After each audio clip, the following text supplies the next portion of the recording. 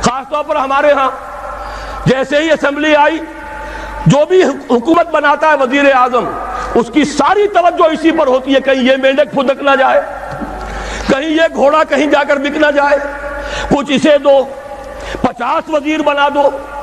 ये तमाशे इस पाकिस्तान में हो रहे हैं। क्यों?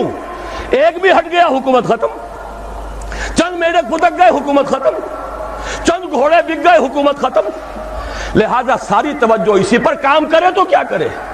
कोई नेक नियत आदमी हो कोई काम नहीं कर सकता, उसे तो अपनी कुर्सी बचाने की फिक्र हो जाती है। हमारी इस दुनिया के अंदर भी एक दूसरा मुतबादिल निजाम है, सदारती निजाम है।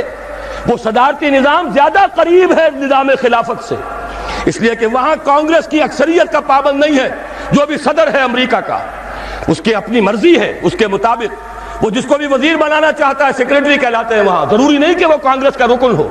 जिसको समझता है बासलाहियत है, फॉरेन पॉलिसी में इसकी नजर बड़ी गहरी है, मालियात में यह शख्स बहुत माहिर है, और ये अगर इलेक्शन लड़के नहीं आ सका कोई जुर्म नहीं है, ये इस कौम का फर्ज है।